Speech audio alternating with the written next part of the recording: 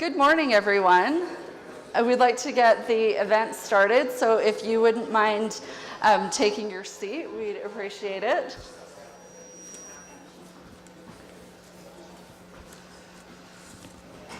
Thank you. Well, thank you for coming this morning. We're so excited today to have our Broadband Tech Summit. As you can see, our format is a little bit different this year.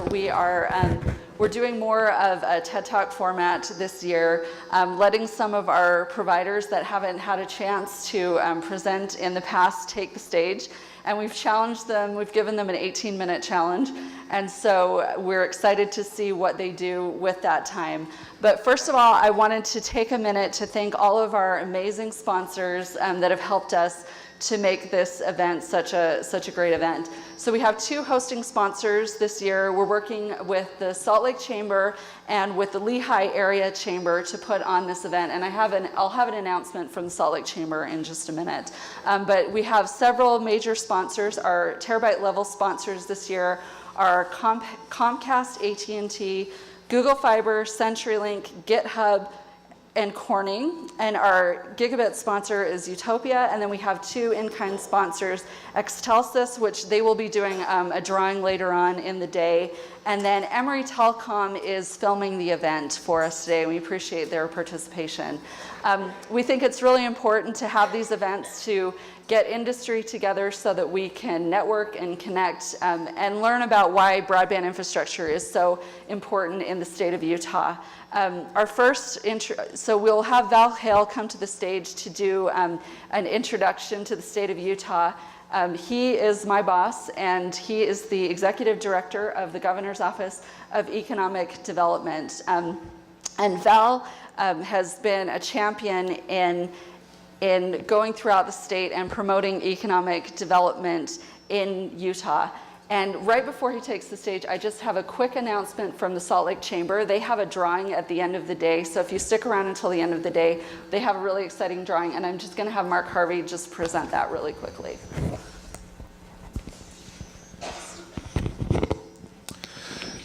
So we're featuring a one-day rental on a Vander Hall Laguna.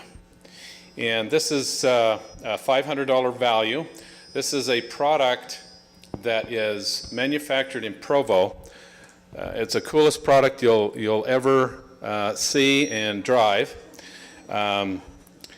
It's worth, now we're featuring the rental, we're not featuring the product. So don't think we're doing the drawing on the product, because it's like $30,000, $40,000 little trike. But it's the coolest thing in the world.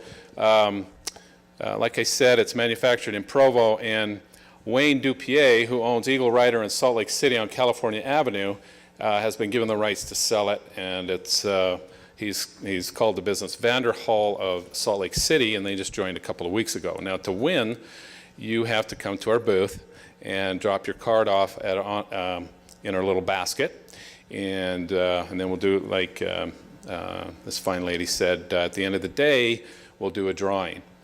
Now, the catch is, to qualify to get that rental, you either have to be a member or you have to become a member. Yeah, see? All right. Thank you. Okay. Thank you. Okay, we appreciate that. Now, let's see. So let's welcome to the stage my boss, Val Hale. Let's give him a warm welcome.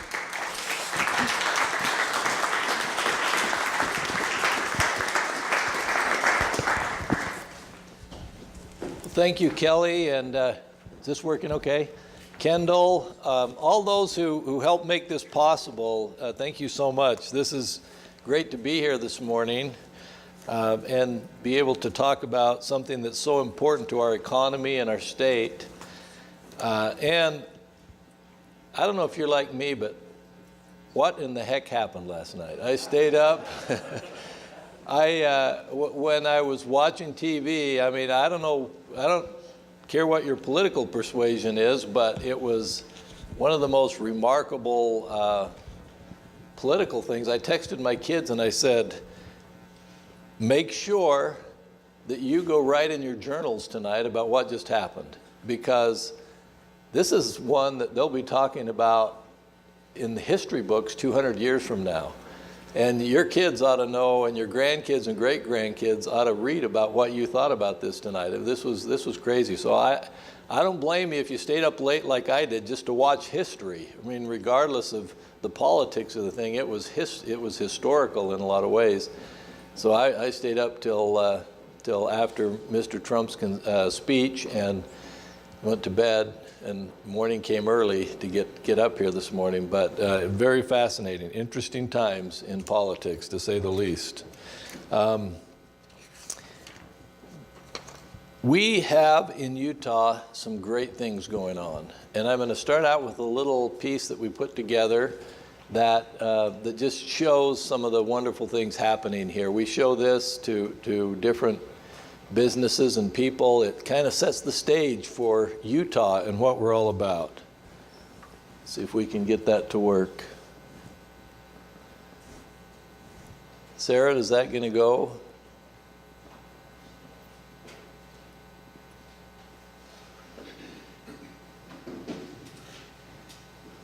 Obviously, the technology summit, the technology is not going to work, right? I mean, Murphy's Law.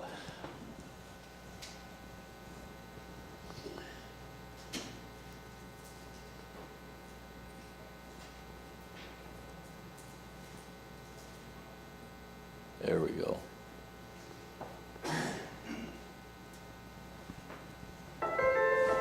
You know what makes us proud? Who we are. Because Utahns come from all over and forge new paths in this state of ours that is unlike any other. We work hard, play hard, and live happy. Here in Utah, where Mother Nature played favorites, you'll find hot technology on the cool edge of wilderness, trend-setting cuisine, visionary filmmaking, cancer-stopping innovations, and every way you can imagine to go out and experience the things that bring out the very best in you. From raising families and finding perspectives, to building careers and discovering insights. Maybe the reason we walk around here like we have the inside track on some big secret is because we do. Utah, life elevated. We are very fortunate to live here in this state and to enjoy what we're enjoying right now. Sometimes I have to pinch myself when I continue to read and see the accolades that keep coming in on a regular basis. It's hardly a week goes by that we don't have some magazine or some entity singing our praises over something. These are just a few that you can see here. Forbes magazine, of course, 5 out of the last 6 years, best state for business and careers. This is one that a lot of people have not. Photos Travel, which is one of the travel Bibles in the world, typically every year they list a number of destinations that people ought to go see. And this year they said that the international tourist destination of the year is Utah. And it was the first time they designated one site. But they said, Utah, you ought to go experience Utah. And that was their international destination of the year. And, we have so much here to offer in terms of skiing, in terms of the Mighty Five in the south, such a great diversity of our geography here. We've been doing our job well in promoting tourism because people are starting to say we've got too many here. And it's down south in the parks and other places, it's very crowded, but we've done a great job of marketing that, and it's a pretty good problem to have when you consider that the tourists help each family in Utah pay about $1,100 to $1,200 less in taxes per year than they would normally have to pay. So that's how much those tourists are helping you save money on an annual basis. Of course, tech job growth in the U.S., 7.6% last year in the tech industry here, which was tops in the country. Tremendous growth. Small business friendliness, our small businesses here in the state give the state very high marks in business friendly categories. And of course, this is really an important one here too. Right now, workforce is kind of the key thing out there in just about every industry. And the CEO, Chief Executive Officer magazine named Utah #1 in workforce quality. That's impressive, and that really gets the attention of a lot of people. And then, of course, of particular interest to this group, right here, #5 in broadband speeds in the United States. We've been known as the fastest broadbands in the West for many years. We have some great broadband speeds here, and we'll talk a little bit about that. We've got, let's see. I don't know if this is working here.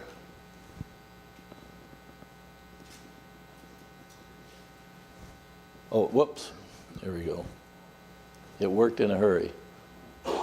Okay, so one of the things that has really helped us here in Utah is that we have one of the most diverse economies in America. For the last 5 years, we've rated in the top 5 every year. This last year, we ranked 4th for the most diverse economy in America. That's the reason we're seeing the prosperity and the economic growth that we are here in the state. I'm from Utah County originally, and when I moved there in 1970, Utah County consisted of Geneva Steel, BYU, and a whole lot of agriculture, a lot of orchards. And if something happened to Geneva Steel, the whole community ended up suffering, the whole valley. Well, you've seen what's happened, and that same transformation has happened all over the state. We've transformed from an agriculture society. We've got a lot of tech now. We have manufacturing. We have aerospace. Our job growth, 2.9% compared to 1.7% nationwide. And it's really helped our economic outlook. We also, let's see. This is not working particularly well. Sorry. Oh, there we go. We have in Utah 6 clusters that we focus on in economic development. And this has been an effort to make sure that our economy stays diverse. You can see these 6 clusters: financial services, IT software, life sciences, aerospace and defense, energy and outdoor recreation. You can see the number of jobs that each of those sectors has, which is pretty interesting. These clusters comprise approximately 15% of all jobs in Utah, and they're like the engine of a train pulling the rest of the economy behind them. And these are typically good paying jobs. That's one of the reasons that we focus on them. Let's go first to software and IT. You send that forward. Let's see. There we go. We have a large number of these companies here, and 68,000 jobs in the state in software and IT. It's our second largest cluster here in the state. We have a lot of companies here that were homegrown. I was having breakfast this morning with the head of Symantec here in Utah. He's a native Utahn, grew up working for Novell for many years, and then went away and has been in Silicon Valley and in other areas, and he came back to Utah. But Novell was one of those first companies, was purchased multiple times, and a lot of the jobs went away.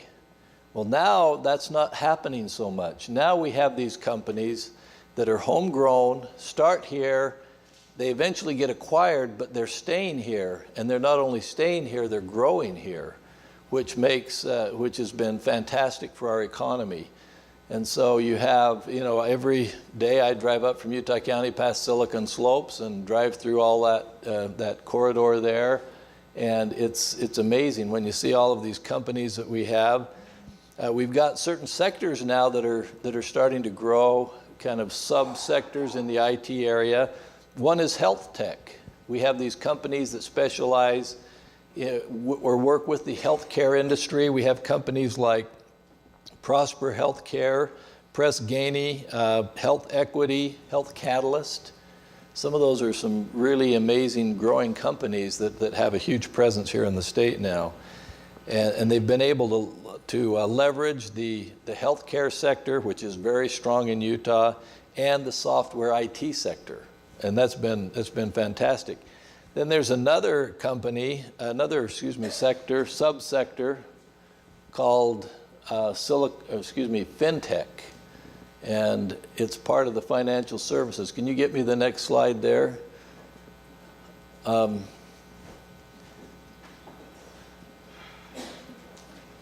So this financial services industry, a lot of people have no idea that Utah is so strong in this area. We have tremendous banks here, 75,000 jobs here in the state in the financial services area.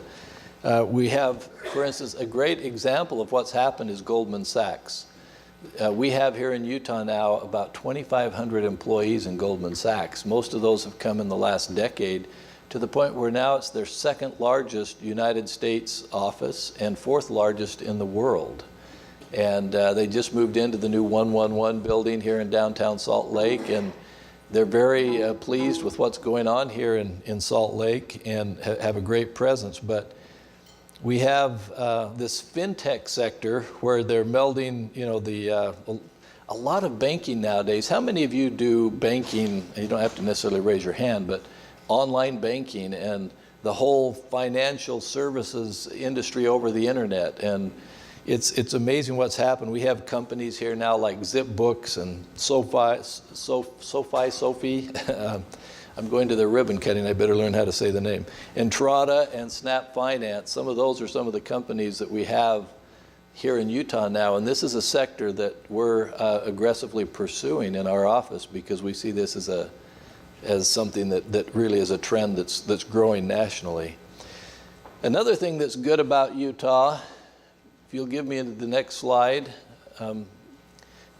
one more slide, is we have we're globally connected. Our economic success can be contributed to many factors. We have a young workforce, we're business friendly, but we have great infrastructure here in Utah. And that is allowing us to be globally connected in a lot of ways. We have a lot of flights now out of Salt Lake that go to Europe, direct flight to Toronto, to London, to Paris. And those things make a big difference when you're talking about economic development and doing business. If you're a business owner in France and you want to start a business or bring your business to Utah, having a direct flight from Paris to Salt Lake makes a whole lot of difference. If you're going to have to make that flight 10 times a year, you want to have a direct flight. And those little things like that can make a big difference. Salt Lake City Airport, 20 million people a year go out of that airport.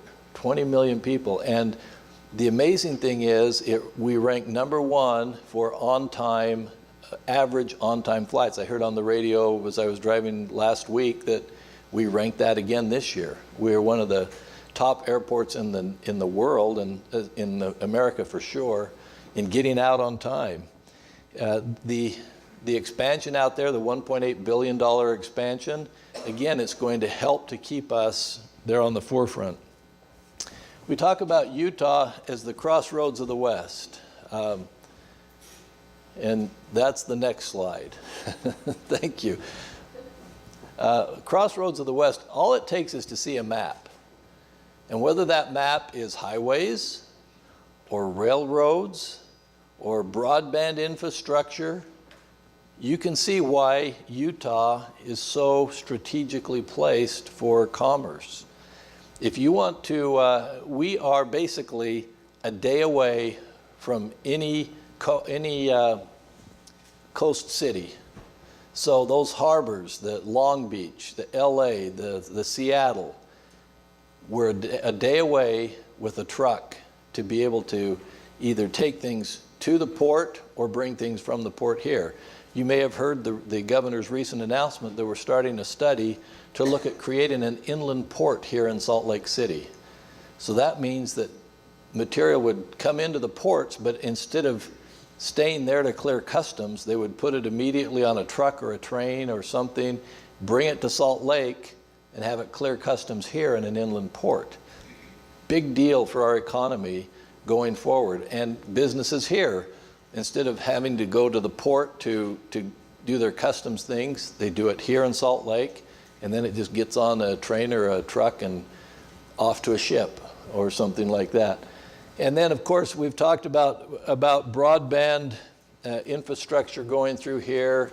One of the reasons for the NSA and a lot of interest, one of our, you all heard about the Facebook as company that was looking to come here, and their data center, one of the reasons they really liked Utah was because of our infrastructure here and what we have. We have the major interstates converging in the heart of our state, I-80, I-15, I-70.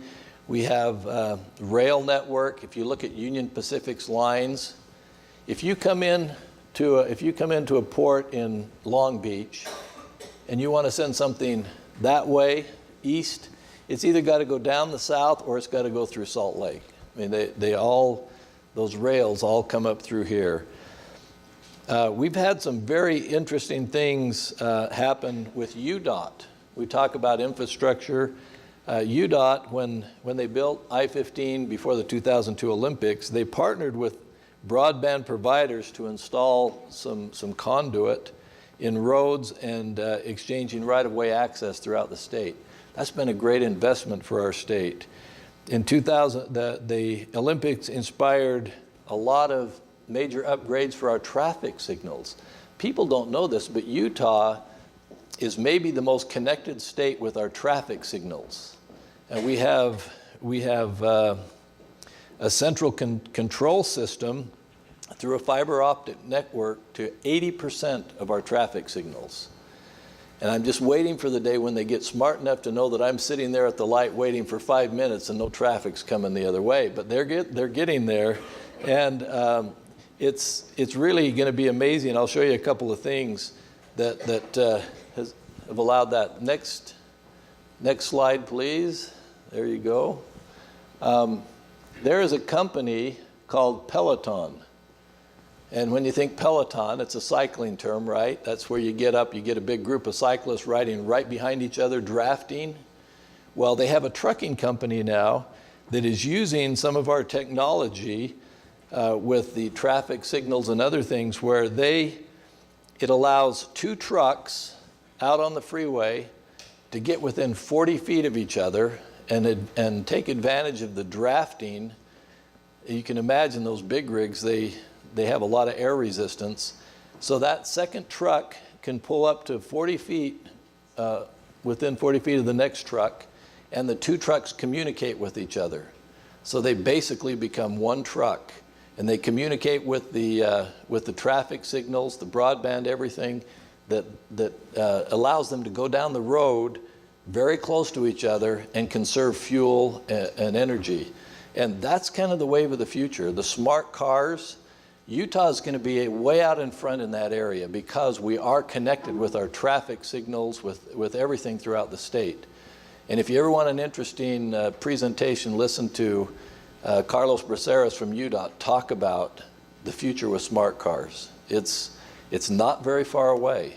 Within a decade, his comment is, he thinks within a decade, transportation will change as dramatically as it did going from the horse and buggy to the automobile.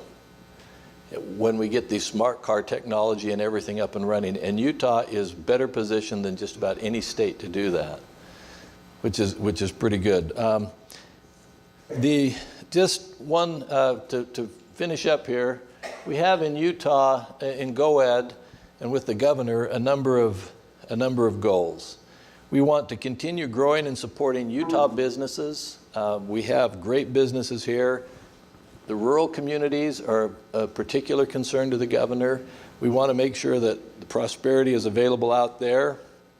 And I guarantee you the way that's going to happen for many of those communities is through broadband. And we're very fortunate in Utah to have infrastructure where there are some communities in rural Utah that have faster broadband access than homes 2 blocks from the Capitol. And that's pretty rare. That's amazing, and it's a great thing for their economy. We want to engage with industry. We want to have unprecedented partnerships with education, industry, and of course, workforce development. And we want to be a broadband leader because of consistent collaboration between government and industry, and that's really critical. The Broadband Outreach Center plays a major role in connecting industry and government and all of the various stakeholders. And those partnerships help us maintain a robust broadband infrastructure with some of the nation's top broadband speeds and allow us to provide sophisticated services. So one of the great things that the Broadband Outreach Center has done is create this website called locate.utah.gov. It's a great example of collaboration between industry and the government. This interactive mapping website provides up-to-date information on infrastructure and economic development to business leaders and site leaders. It was developed by the Broadband Outreach Center in partnership with the Utah Automated Geographic Reference Center, or we speak in everything with acronyms here in state government, AGRC. So this website has been recognized with a lot of awards, and it was recently recognized by the International Economic Development Council with their Gold Excellence in Economic Development Award in the new media category. And so in thanks for their partnership and incredible work, I'm pleased to personally present our joint IEDC award to Utah AGRC. And I'd like to invite Bert Granberg, Director of Utah AGRC, to come up. He's here today with us, and we'd like to help present this award to him.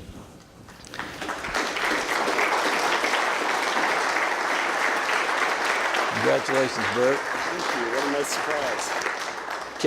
Kelly received this award at an IEDC event, and we want to make sure that we recognize our partners. Thank you. Thank you. So thank you very much for being here today. Hopefully this will be a great opportunity to learn. We live in a great state. Wonderful time. Thank you very much.